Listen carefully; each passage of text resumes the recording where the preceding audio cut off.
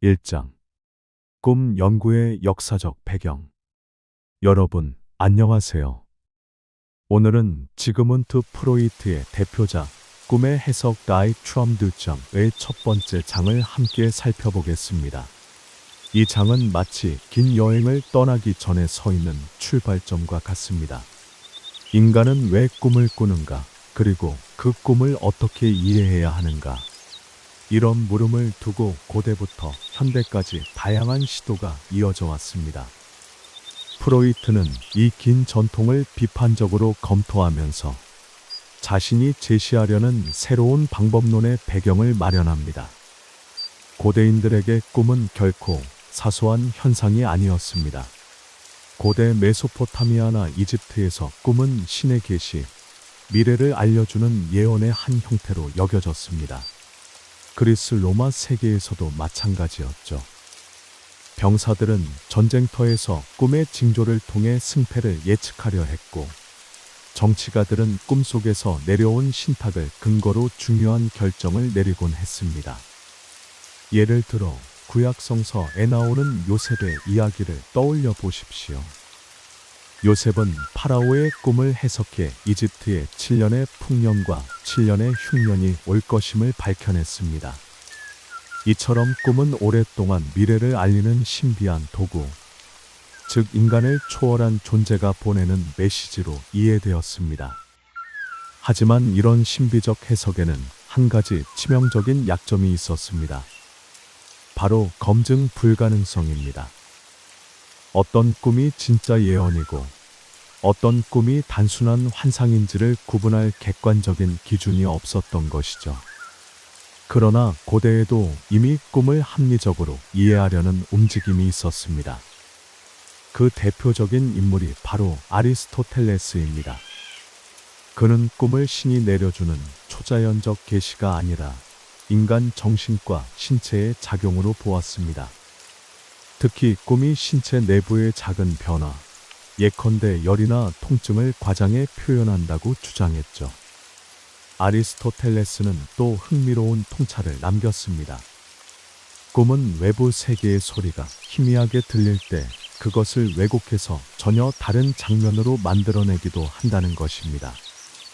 예를 들어 방 밖에서 들려오는 물소리가 꿈속에서는 폭우나 홍수로 나타나는 시기죠. 이런 설명은 오늘날 우리가 흔히 겪는 경험과도 일치합니다.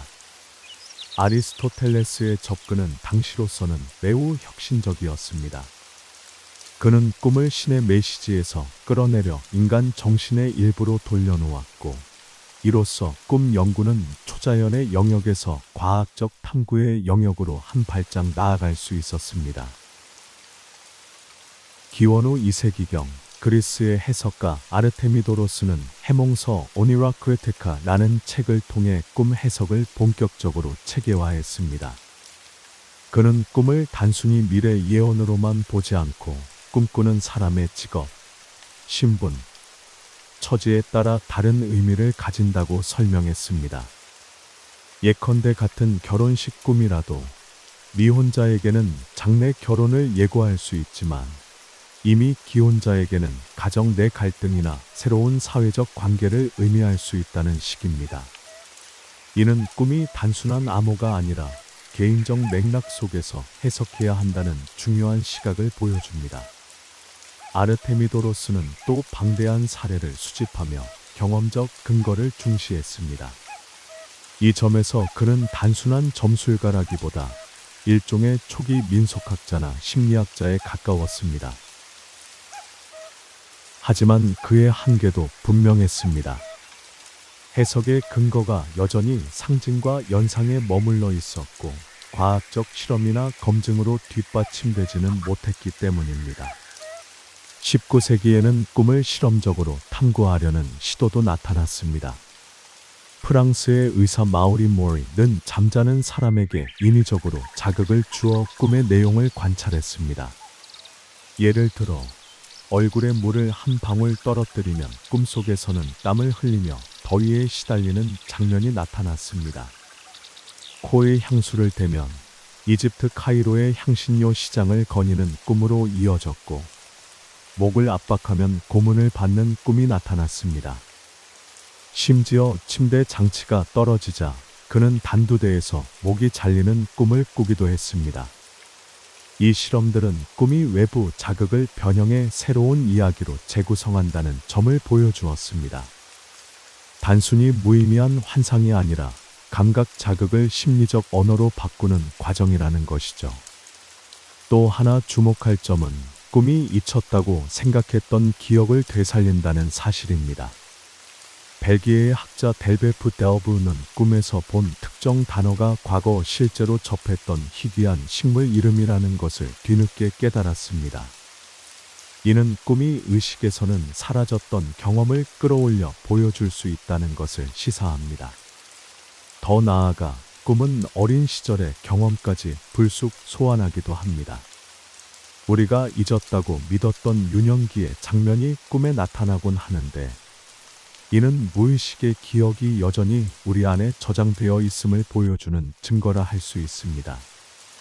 이처럼 꿈은 고대의 신비적 해석에서 시작해 아리스토텔레스의 합리적 분석, 아르테미도로스의 체계적 분류, 19세기 마우리의 실험을 거치며 점점 인간 정신의 산물로 이해되기 시작했습니다. 하지만 여전히 풀리지 않은 문제가 있었습니다. 왜 꿈은 그렇게 기괴하고 비논리적으로 보일까?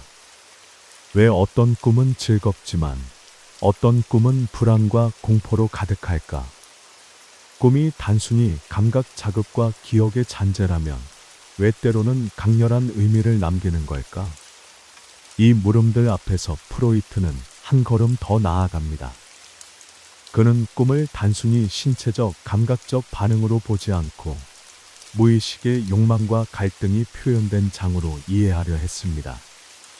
꿈의 해석은 바로 이 지점에서 출발합니다. 정리하자면 1장은 인류가 꿈을 어떻게 바라보아 왔는지를 보여주는 역사적 배경입니다. 고대에는 신의 목소리였고 아리스토텔레스에게는 신체 감각의 반영이었으며 근대에는 실험적 연구의 대상이었습니다. 그리고 프로이트는 이 모든 전통을 계승하면서도 넘어서 꿈을 무의식의 언어로 해석하려고 합니다. 다음 장에서는 프로이트가 제시한 구체적인 꿈 해석의 방법론을 살펴보겠습니다. 상징적 해석과 암호식 해석의 한계를 넘어서 그는 어떻게 자유현상이라는 독창적 도구를 만들어냈는지 확인해 보시죠. 2장 꿈 해석의 방법론. 여러분, 지난 시간에는 인류가 꿈을 어떻게 바라보아 왔는지 고대에서 근대에 이르는 긴 여정을 함께 살펴보았습니다. 이번 장에서는 본격적으로 꿈을 어떻게 해석할 것인가라는 문제에 다가가 보겠습니다. 프로이트는 여기서 기존의 두 가지 해석법을 비판하면서 자신만의 새로운 방법론을 제시합니다. 우리가 꿈을 해석한다 라고 말할 때 그 의미는 무엇일까요? 프로이트는 그것을 단순히 꿈속 장면을 설명하는 수준으로 보지 않았습니다. 꿈을 해석한다는 것은 꿈에 숨겨진 의미, 즉 무의식 속에 잠재된 생각을 발견하여 그것을 의식이 이해할 수 있는 언어로 번역하는 작업입니다. 그렇다면 고대와 중세 그리고 근대 초기의 사람들은 어떤 방식으로 꿈을 해석하려 했을까요? 크게 두 가지 방법이 있었습니다. 바로 상징적 방법과 암호식 치프리얼 방법입니다. 첫 번째는 상징적 심볼리스트 해석 방법입니다. 이 방법은 꿈 전체를 하나의 상징으로 보고 그것을 다른 의미로 치환합니다. 예를 들어 성경에 나오는 파라오의 꿈을 떠올려 봅시다.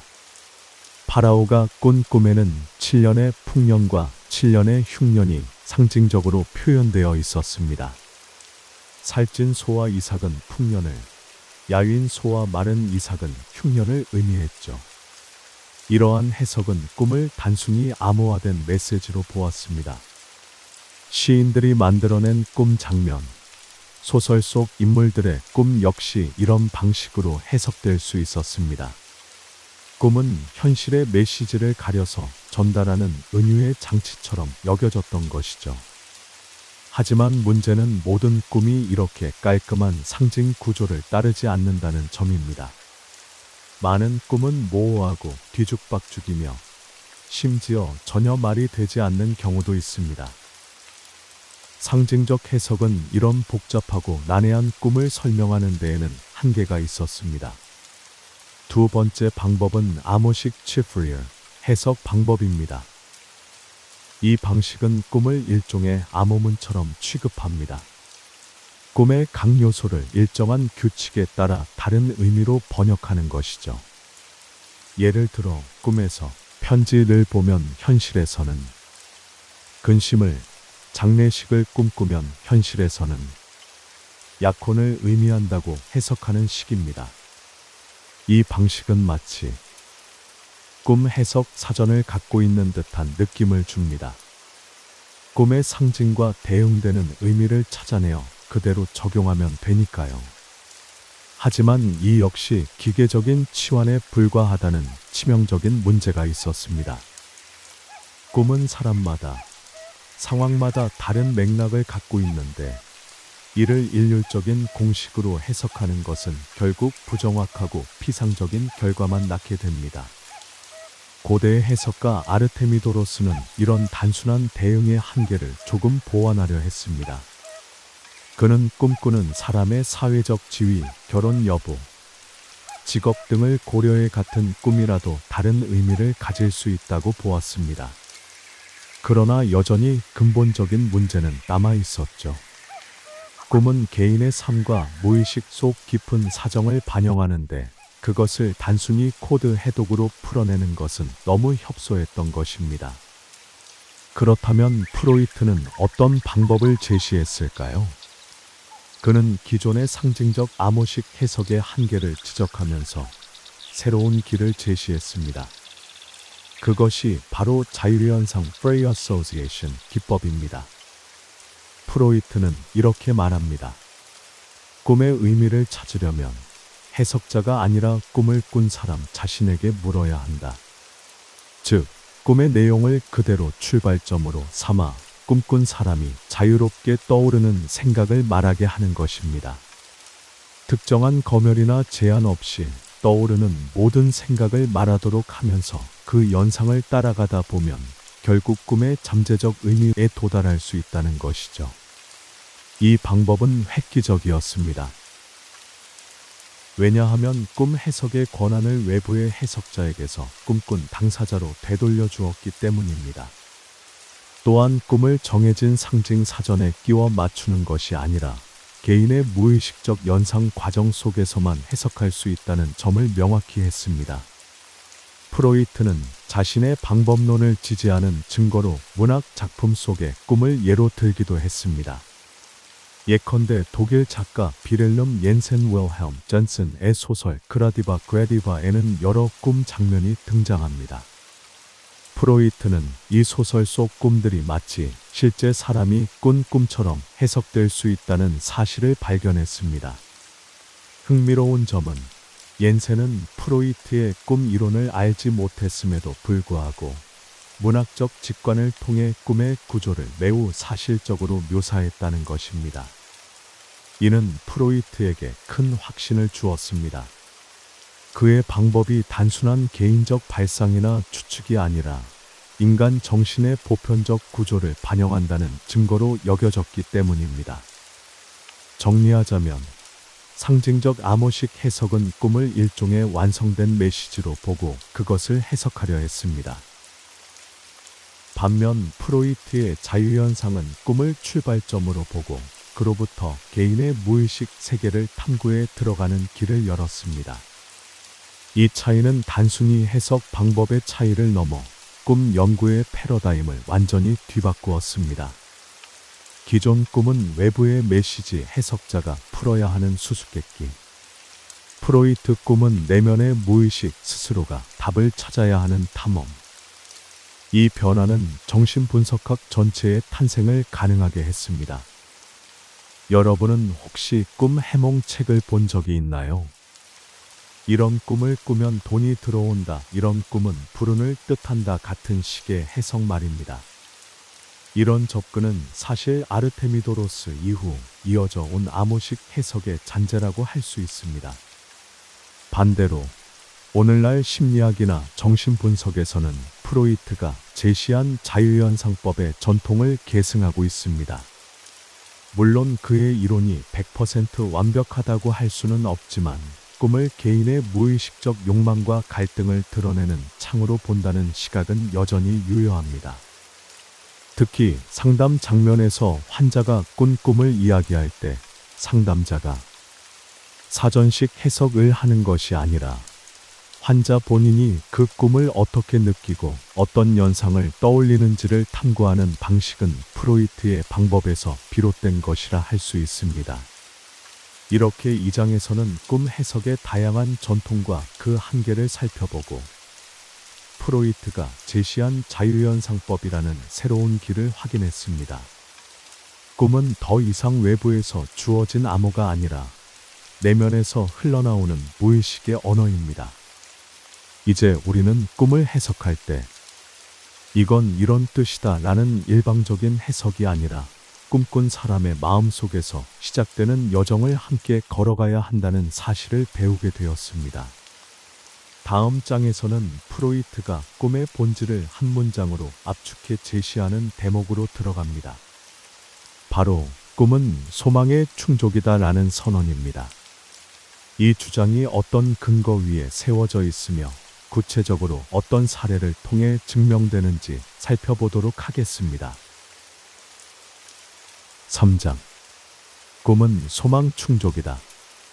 여러분, 이제 본격적으로 프로이트의 꿈 해석에서 가장 유명한 명제를 만나보겠습니다. 그것은 바로 꿈은 소망의 충족이다 라는 선언입니다. 이 말은 너무 단순하게 들릴지도 모릅니다. 하지만 이 한 문장은 꿈의 해석 전체를 관통하는 핵심이자 무의식 이론의 토대가 됩니다. 그렇다면 왜 꿈이 소망 충족일까요? 또 어떻게 이런 주장을 증명할 수 있을까요? 지금부터 차근차근 살펴보겠습니다. 우리가 흔히 꿈을 떠올릴 때 종종 뒤죽박죽, 말이 안 되는 장면을 먼저 생각합니다. 갑자기 교실에 있는데 이내 바닷속으로 뛰어들고 또다시 옛 친구가 나타나는 시기죠. 이런 경험 때문에 많은 사람들은 꿈을 단순히 무질서한 정신활동으로 치부하곤 했습니다. 그러나 프로이트는 단호하게 말합니다. 꿈은 단순한 소음이 아니라 완결된 심리적 행위다. 그리고 그 본질은 욕망의 실현이다. 즉, 겉으로는 난잡하고 불합리해 보이지만 그 안에는 분명한 논리가 숨어 있다는 것입니다. 꿈이 소망 충족임을 보여주는 가장 분명한 사례는 이른바 편의 꿈, 즉 편리함의 꿈입니다. 프로이트는 자신의 경험을 예로 듭니다. 그는 밤에 짭짤한 음식을 먹고 잠들면 종종 갈증 때문에 깨곤 했습니다. 그런데 눈을 뜨기 직전 그는 늘 같은 꿈을 꾸었습니다. 바로 시원한 물을 벌컥벌컥 마시는 꿈입니다. 꿈속에서 물을 마셨기 때문에 그는 실제로 목이 말라도 잠을 조금 더 이어갈 수 있었습니다. 여러분도 비슷한 경험이 있지 않으신가요? 아침에 알람이 울리면 꿈속에서 그 소리를 학교 종소리나 전화벨로 바꾸어 버려 다시 잠드는 경우 말입니다. 이처럼 꿈은 우리에게 현실 행동을 대신하는 장치가 됩니다. 실제로 일어나서 행동하지 않아도 꿈이 그 욕망을 충족시켜 주어 수면을 연장할 수 있게 해주는 것이죠. 프로이트는 특히 아이들의 꿈이 소망 충족이라는 사실을 잘 보여준다고 강조했습니다. 예를 들어 아이가 낮에 케이크를 먹고 싶었는데 어른들이 허락하지 않았다면 그날 밤 아이는 달콤한 케이크를 마음껏 먹는 꿈을 꾸게 됩니다. 이때 꿈은 더 이상 복잡한 상징이나 왜곡이 필요 없습니다. 욕망이 단순하기 때문에 꿈도 단순하게 그 욕망을 충족시키는 그림을 보여주는 것이죠. 이 사례는 꿈의 본질을 드러내는 가장 직접적이고 순수한 예입니다. 아이들의 꿈은 우리가 어른이 되면서 겪게 되는 복잡한 심리적 검열이 거의 작동하지 않기 때문에 꿈은 소망 충족이라는 사실이 가장 잘 드러납니다. 그렇다면 질문이 생깁니다. 분명 악몽이나 불안한 꿈도 많은데 그것들도 소망 충족이라고 할 수 있을까? 프로이트는 이렇게 설명합니다. 겉으로 드러나는 명시적 꿈 manifest dream과 그 이면에 숨어있는 잠재적 꿈 latent dream을 구분해야 한다는 것입니다. 우리가 기억하는 꿈의 내용은 겉모습일 뿐, 실제로는 검열과 왜곡을 거친 무의식의 소망이 숨어 있다는 것이죠. 예를 들어 어떤 사람이 사랑하는 사람의 불행을 꿈꾸었다고 합시다. 표면적으로는 불쾌한 꿈이지만 그 밑에는 그 사람의 자리를 대신하고 싶다 는 무의식적 욕망이 감춰져 있을 수 있습니다. 다시 말해 꿈의 불쾌한 표정 뒤에는 여전히 소망의 충족이 자리하고 있다는 뜻입니다. 이 대목에서 중요한 개념이 등장합니다. 바로 꿈 검열 트라우먼셔입니다. 우리 마음속 욕망은 모두 그대로 드러날 수 있는 것이 아닙니다. 사회적 도덕, 양심, 혹은 자아의 억압 때문에 직접 표현되기 어려운 욕망들이 있죠. 그렇기 때문에 꿈은 그 욕망을 상징, 왜곡, 오해의 방식으로 표현합니다. 그래서 우리는 꿈을 이상하다, 뒤죽박죽이다 라고 느끼지만 사실은 이것이 욕망이 검열을 피해 표현되는 방식이라는 것입니다. 다시 말해 꿈이 혼란스러워 보이는 이유는 바로 억압된 욕망이 우회적으로 드러난 흔적인 것이죠. 프로이트는 꿈을 현실과 철저히 연결해 해석했습니다. 우리가 꾼 꿈은 공허한 상상이 아니라 하루 동안 경험한 사건, 대화, 감정과 밀접하게 이어져 있다는 것입니다. 하지만 그것이 단순히 낮의 잔재로만 나타나는 것은 아닙니다. 현실의 경험은 꿈속에서 무의식의 욕망과 결합하여 전혀 새로운 형태로 재구성됩니다. 예를 들어 친구와 갈등을 겪은 사람이 그날 밤 친구가 곤란을 당하는 꿈을 꾼다면 이는 단순한 기억의 반복이 아니라 내가 우위에 서고 싶다 는 무의식적 욕망이 덧붙여진 결과일 수 있습니다. 이제 꿈은 소망 충족 이라는 말을 현대적으로 풀어볼까요? 오늘날 우리는 여전히 많은 욕망을 억누르며 살아갑니다. 사회적 규범, 직장 생활, 가족 관계 속에서 말하지 못한 욕망은 무의식 깊은 곳에 쌓입니다. 이때 꿈은 그것들을 표현할 수 있는 안전한 무대가 되어줍니다. 악몽조차도 단순히 불쾌한 체험이 아니라 억눌린 욕망이 왜곡된 모습으로 드러난 것일 수 있습니다.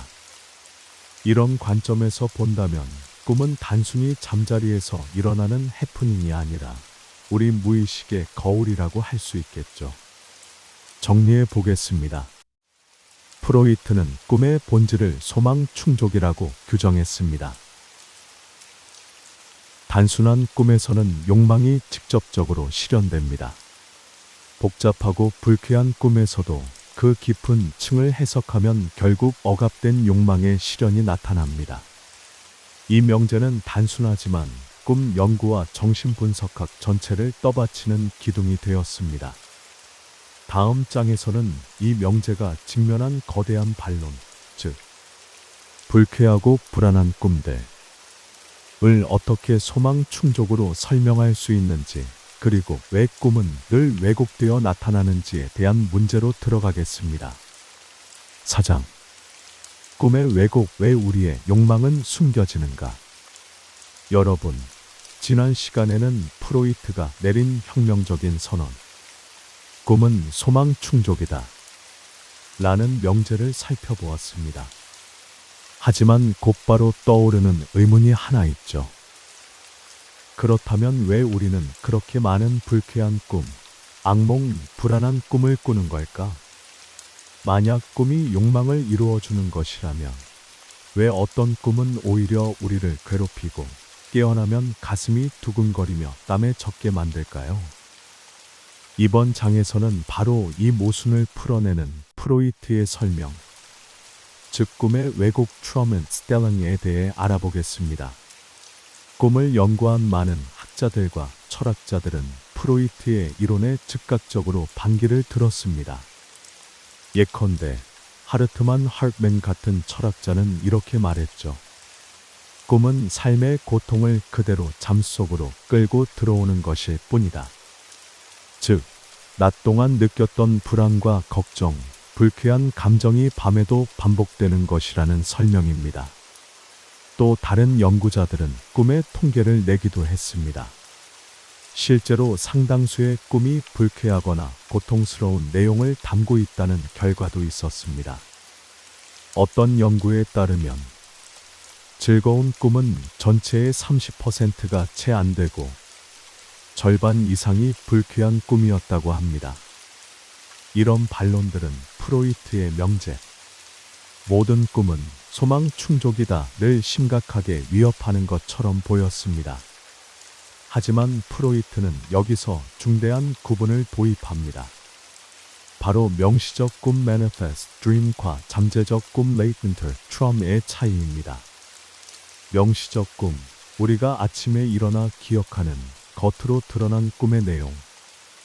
잠재적 꿈, 그 꿈 이면에 숨어있는 진짜 생각과 욕망. 겉으로 드러난 꿈이 아무리 괴롭고 불쾌하게 보여도 그것을 분석해 들어가면 결국 그 밑바닥에는 욕망의 실현이 숨어 있다는 것이죠. 예를 들어 아이들은 종종 무서운 공포 꿈을 꾸곤 합니다. 겉으로는 마치 불안이 핵심인 것처럼 보이지만 프로이트는 그것조차 아이들의 무의식적 욕망이 검열을 거쳐 변형된 결과라고 해석했습니다. 이제 중요한 질문이 생깁니다. 왜 욕망이 직접적으로 드러나지 않고 이렇게 왜곡된 형태로 나타나는 걸까? 프로이트는 그 이유를 꿈 검열 트라우마이라는 개념으로 설명합니다. 우리의 마음 속에는 여러 층위가 있습니다. 한쪽에는 충동적이고 본능적인 무의식의 욕망이 자리하고 있고, 다른 한쪽에는 도덕, 사회적 규범, 자아의 방어가 있습니다. 이 두 영역이 충돌할 때 억압된 욕망은 그대로는 드러날 수 없습니다. 대신 꿈속에서 검열을 피하기 위해 우회적인 방식, 상징과 비유, 비틀린 이야기로 나타납니다. 이것이 바로 꿈이 이상하고 기괴해 보이는 이유입니다. 즉, 꿈의 혼란스러운 외형은 사실 욕망이 검열을 뚫고 나온 흔적이라는 것이죠. 프로이트는 자신의 꿈 사례를 공개하면서 이 문제를 설명합니다.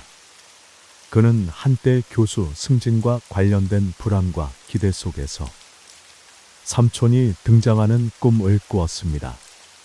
겉보기에는 다소 우스꽝스럽고 불편한 내용이었지만 분석을 통해 드러난 것은 학문적 인정에 대한 강렬한 욕망이었습니다. 즉, 꿈의 표면적 내용은 불쾌했지만 그 밑바닥에는 분명 욕망 충족이 자리하고 있었던 것이죠.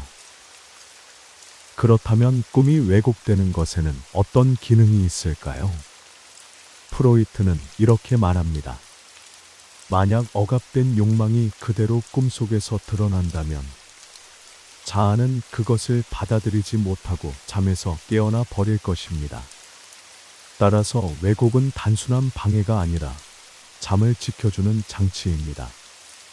욕망을 직접 드러내면 충격으로 깨어나 버리지만 왜곡된 형태로 나타나면 자아는 그것을 직접적으로 위협적인 것으로 인식하지 않고 계속 잠을 잘 수 있게 되죠. 즉, 꿈의 왜곡은 타협의 산물입니다. 욕망은 표현되지만 검열에 걸맞게 가면을 쓰고 나타나는 것이죠. 여기서 프로이트의 통찰은 현대 심리학과 일상에도 큰 의미를 줍니다. 여러분도 아마 어떤 꿈을 꾸고 나서 이건 도대체 왜 이런 기괴한 모습으로 나타났을까? 라는 의문을 가져본 적 있을 겁니다. 이럴 때 프로이트는 이렇게 조언합니다. 꿈의 겉모습을 그대로 믿지 말라. 그 속에는 당신의 진짜 욕망이 숨어 있다. 예를 들어 직장에서 상사에게 꾸중을 듣고 난 날 꿈에서 상사가 괴물로 등장하는 경우가 있습니다.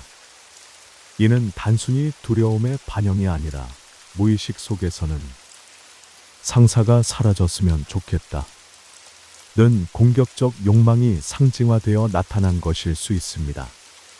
정리해 보겠습니다.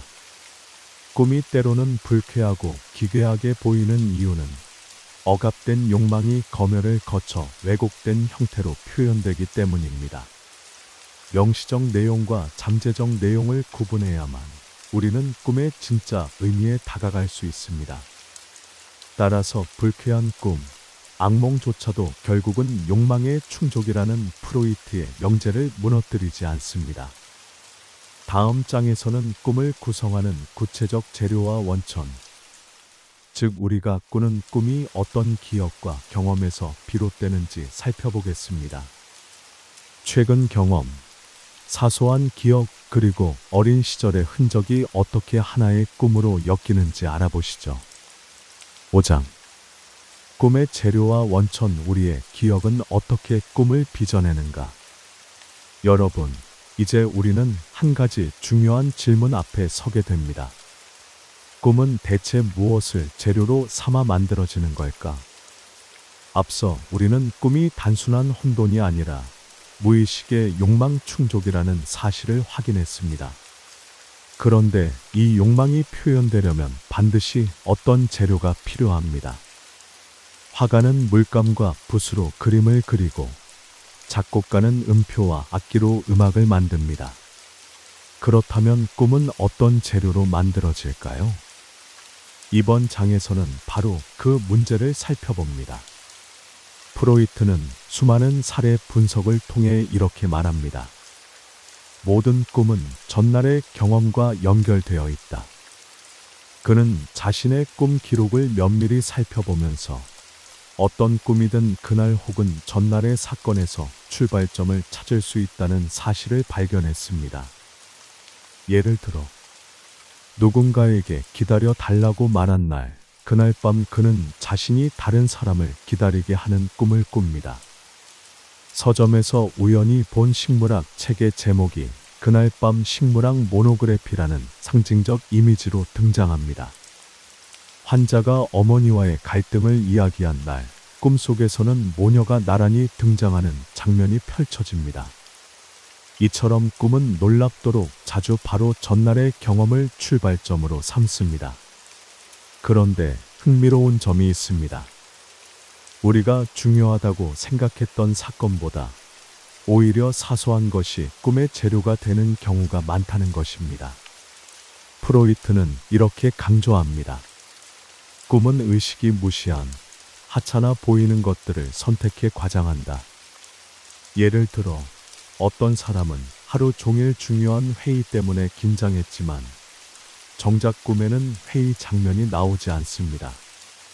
대신 그날 점심때 들었던 별것 아닌 농담이 꿈속의 주요 장면으로 등장합니다. 왜 이런 일이 벌어질까요? 프로이트는 무의식이 이런 사소한 기억을 활용해 억압된 욕망과 연결시키기 때문이라고 설명합니다. 즉, 낮에는 별 의미 없었던 사건이 꿈속에서는 무의식적 욕망과 만나 강렬한 이미지로 변형되는 것이죠. 더 놀라운 사실은 꿈이 때때로 아주 오래된 어린 시절의 기억을 불러온다는 점입니다. 우리는 잊었다고 생각했지만 무의식 속에는 여전히 그 기억이 살아 있습니다. 프로이트는 이런 사례를 제시합니다.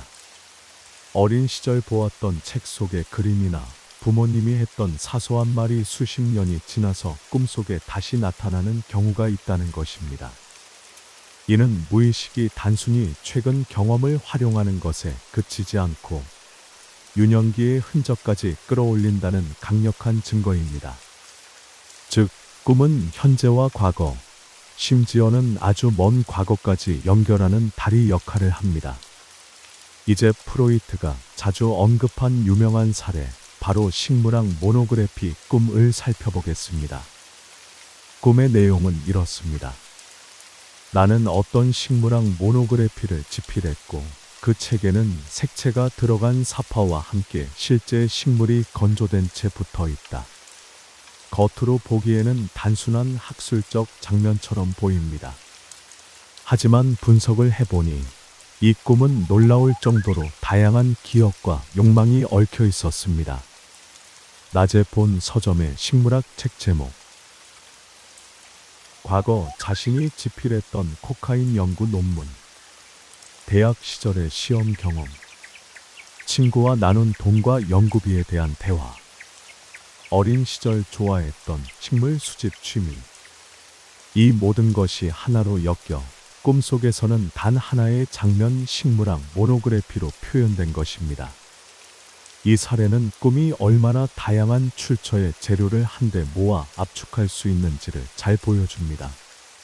꿈의 재료는 단순히 하루 이틀 전의 일만은 아닙니다. 가끔은 수개월 전의 경험이 다시 꿈에 나타나기도 합니다. 예를 들어 어떤 사람은 스페인 여행에서 본 작은 마을 이름을 잊고 지냈는데 몇 달 후 꿈속에서 갑자기 그 지명이 다시 떠올랐습니다. 또 어떤 경우에는 오랫동안 무의식에 잠들어 있던 기억이 전날 어떤 사건을 계기로 되살아나 꿈의 재료로 쓰이기도 합니다. 즉, 꿈의 재료는 시간적으로도 매우 폭넓습니다. 최근 경험과 오래된 기억이 서로 얽혀서 전혀 새로운 장면을 만들어내는 것이죠. 그렇다면 왜 무의식은 이런 재료들을 선택하는 걸까요? 프로이트는 꿈이 선택하는 재료의 특징을 이렇게 정리했습니다. 최근 경험, 특히 바로 전날의 사건. 사소하고 무의미해 보이는 것, 낮에 무시했던 기억. 오래된 기억, 특히 유년기의 잔상. 이 세 가지가 공통적으로 하는 역할은 무엇일까요? 바로 무의식적 욕망과 연결될 수 있다는 점입니다. 즉, 꿈의 재료 선택은 단순히 무작위가 아니라 욕망을 표현하기 위해 가장 적합한 연결고리를 찾아내는 작업입니다. 현대의 심리학에서도 이 통찰은 여전히 흥미롭습니다. 우리는 종종 왜 이런 말도 안 되는 장면이 꿈에 나올까? 라고 생각합니다. 하지만 프로이트의 설명에 따르면 그것은 우연이 아니라 무의식의 선택입니다.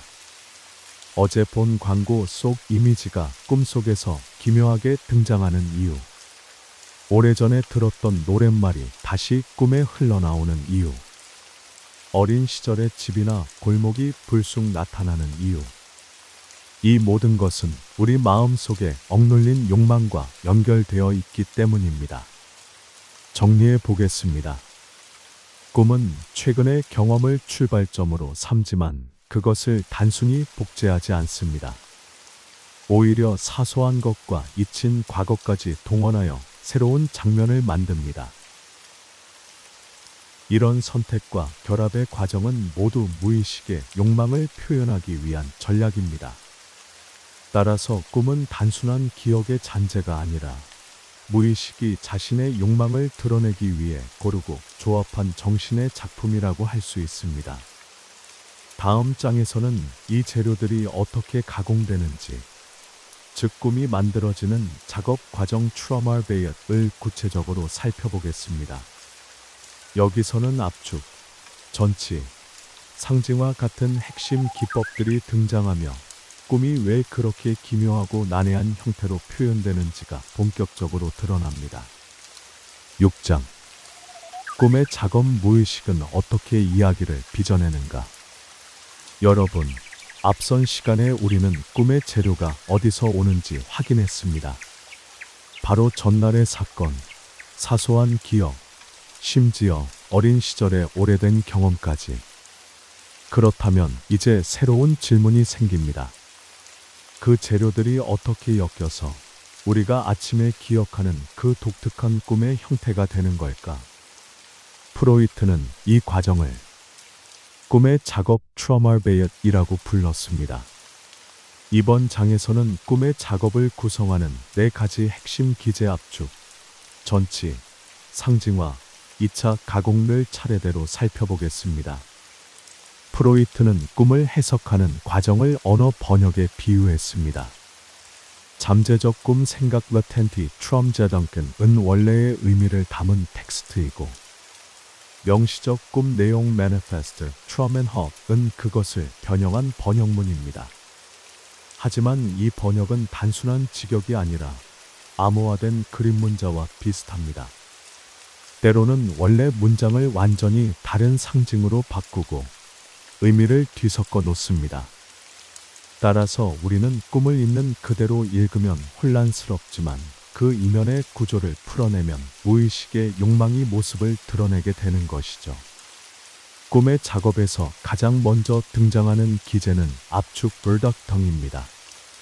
간단히 말해 여러 개의 생각과 기억이 하나의 이미지나 사건으로 압축되는 현상입니다. 예를 들어 프로이트는 식물학 모노그래피 꿈에서 단 하나의 식물학 책이라는 이미지에 낮에 본 서점의 책, 과거의 학술 논문 친구와의 대화 어린 시절의 식물 수집 취미, 이 모든 것이 한데 뭉쳐 들어가 있음을 보여주었습니다. 압축은 꿈을 간결하게 만들지만 동시에 그 속에는 수많은 연결망이 숨어 있습니다. 그래서 꿈속 인물 하나가 실제로는 여러 사람의 특징을 합쳐놓은 경우가 흔합니다. 예컨대 꿈속에서 만난 인물이 친구의 얼굴과 상사의 말투, 그리고 부모님의 성격을 동시에 가지고 있다면 그것은 압축의 전형적인 결과입니다. 두 번째 기제는 전치 벌시벙입니다. 이는 꿈의 핵심적인 욕망이나 불안을 직접 드러내지 않고 덜 중요한 요소로 옮겨 표현하는 방식입니다. 예를 들어 직장에서 상사에게 분노를 느낀 사람이 꿈에서 작은 개에게 화를 내는 장면을 볼 수 있습니다. 겉보기에는 개와의 사소한 갈등 같지만 사실은 무의식적으로 상사에 대한 공격 욕망이 전치된 것입니다. 전치는 검열을 피하기 위한 중요한 장치입니다. 만약 욕망이 그대로 드러난다면 자아는 충격을 받아 잠에서 깨어날 수밖에 없습니다. 따라서 무의식은 욕망을 덜 위험한 상징으로 옮겨 놓음으로써 욕망도 표현하고 잠도 유지하는 절묘한 타협을 만들어내는 것이죠. 세 번째는 상징화 심볼리즘입니다. 무의식은 추상적인 생각이나 억압된 욕망을 직접 표현하지 못하기 때문에 대신 상징을 사용합니다. 대표적으로 성섹슈얼리티와 관련된 욕망은 꿈속에서 자주 다른 사물로 변형되어 나타납니다.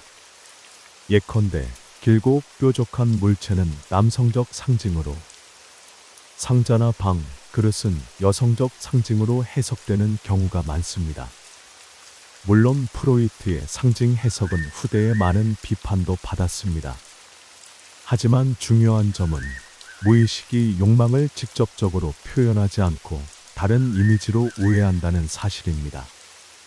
이런 상징화 덕분에 꿈은 마치 예술 작품처럼 풍부하고도 기묘한 장면들을 만들어내는 것이죠. 마지막 기제는 2차 가공 세컨드라 비어바이텅입니다.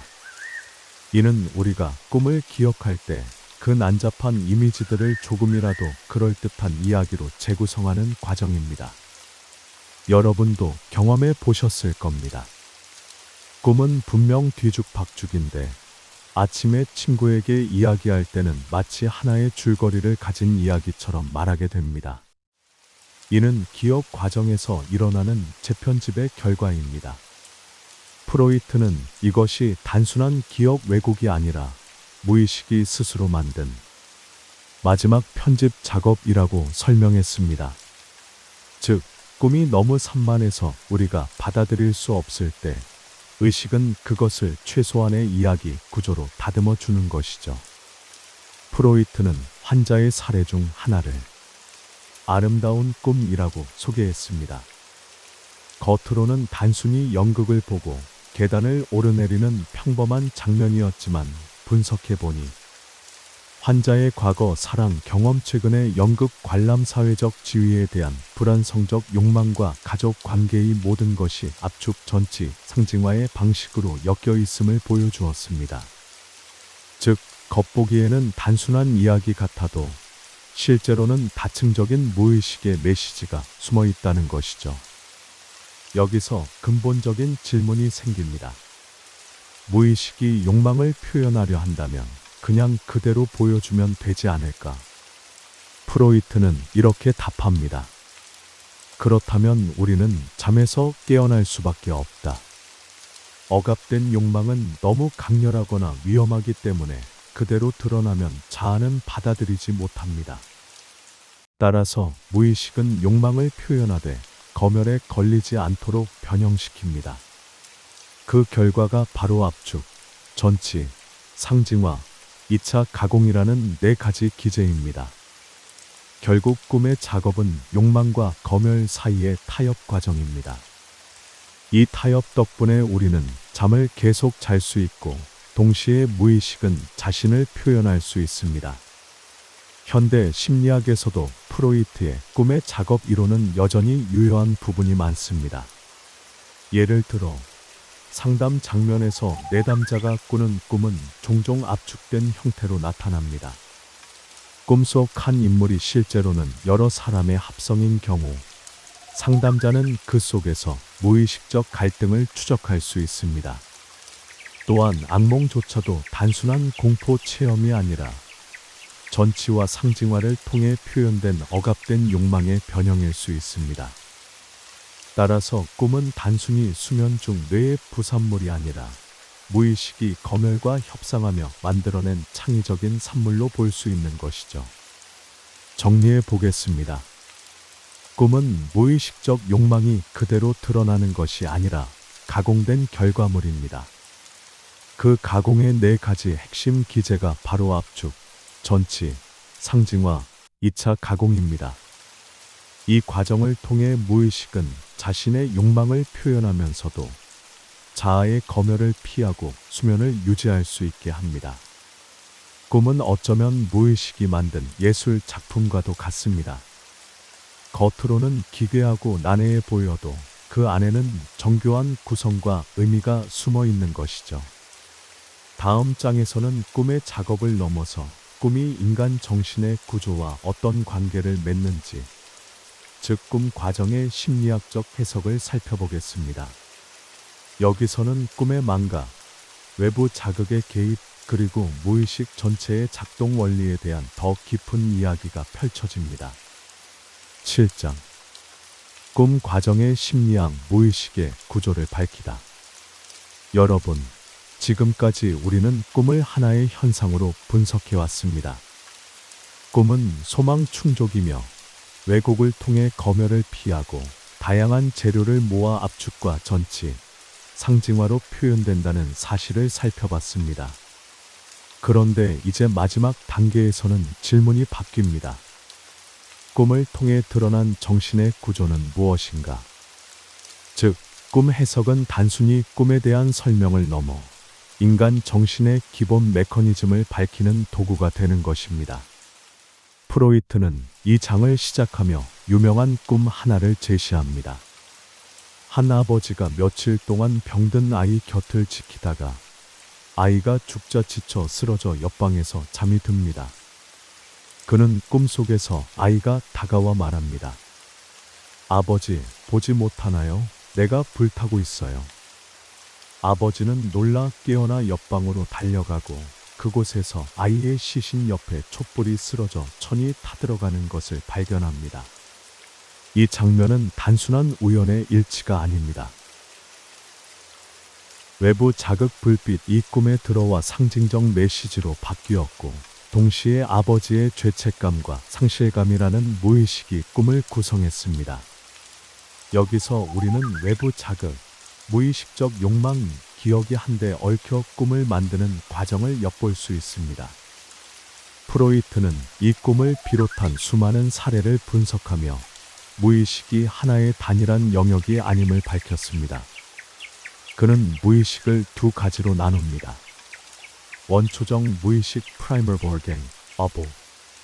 즉각적 충동, 본능적 욕망, 시간과 논리를 무시하는 정신 과정. 꿈에서 보이는 기괴한 전치와 압축이 여기서 비롯. 전이식 혹은 2차 과정 secondary organ, 바. 현실 검증, 논리, 언어와 연결된 영역. 무의식적 충동을 걸러 의식으로 나아가게 하는 필터 역할. 프로이트는 이를 이중 체계 이론이라고 부릅니다. 즉, 무의식은 단순히 의식 아래에 숨어 있는 것이 아니라 서로 다른 성질을 가진 두 층위로 나뉘어 있습니다. 무의식의 원초적 과정은 쾌락 원칙에 따라 움직입니다. 즉, 고통은 피하고 쾌락을 추구하며 욕망을 즉각 충족하려 합니다. 예를 들어 배고픈 아기는 젖을 떠올리며 울고 심지어 꿈속에서는 젖을 빠는 장면을 만들어냅니다. 이것이 바로 욕망을 즉각적으로 환상으로 충족하려는 원초적 과정입니다. 그러나 성인이 되면 현실은 그렇게 단순하지 않습니다. 현실 세계는 즉각적 충족을 허락하지 않기 때문에 우리는 현실 원칙에 따라 사고하고 행동해야 합니다. 즉, 욕망을 억제하고 우회하고 적절한 때를 기다리며 사회적으로 허용되는 방식으로 표현하는 것이죠. 꿈은 이 두 원칙의 충돌이 벌어지는 무대입니다. 억압된 욕망은 원초적 과정에 의해 꿈으로 표현되지만 현실 원칙을 대변하는 검열 때문에 왜곡된 형태로 나타나는 것이죠. 여러분은 혹시 이런 경험이 있나요? 밤에는 분명 생생한 꿈을 꾸었는데 아침에 일어나면 기억이 나지 않는 경우 말입니다. 프로이트는 꿈의 망각 역시 검열의 작용이라고 설명합니다. 자아는 불편한 욕망이 의식에 들어오는 것을 막기 위해 꿈을 금세 잊어버리게 만듭니다.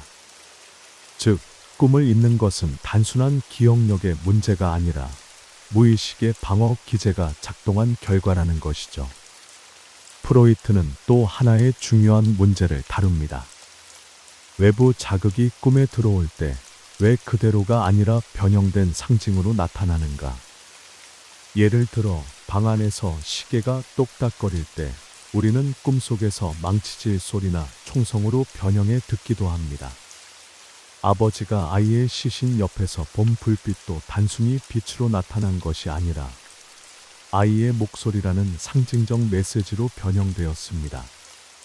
이것은 무의식이 외부 자극을 단순히 수동적으로 받아들이는 것이 아니라 자신의 욕망과 결합시켜 재해석한다는 사실을 보여줍니다. 프로이트는 꿈과 신경증, 특히 히스테리를 연결지었습니다. 꿈속 왜곡 과정과 신경증의 증상 형성은 놀라울 정도로 유사했습니다. 신경증 증상, 억압된 욕망이 우회적으로 표현된 것. 꿈, 억압된 욕망이 왜곡되어 나타난 것. 즉, 꿈은 일종의 정상적인 신경증이라고 할 수 있습니다.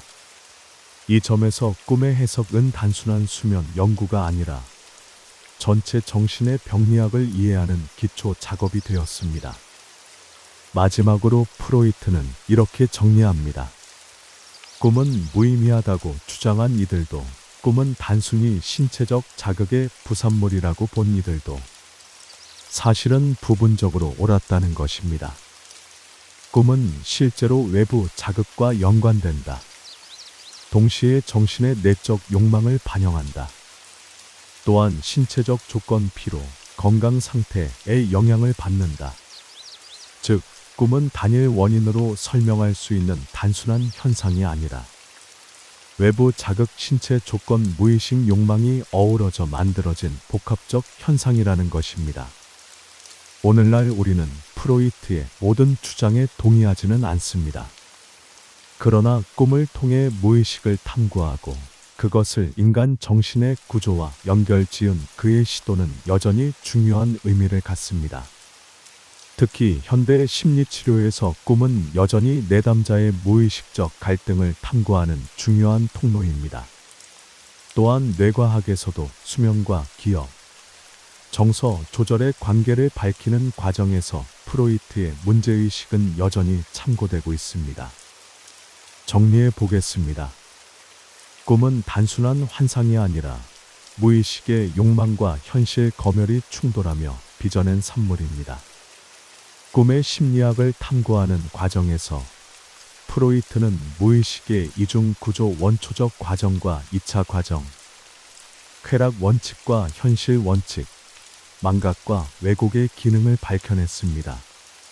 꿈의 해석은 단순한 꿈 연구서가 아니라 인간 정신 전체를 이해하기 위한 초석이 되었습니다.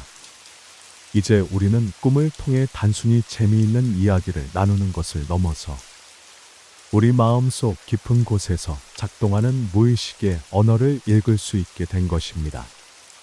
감사합니다.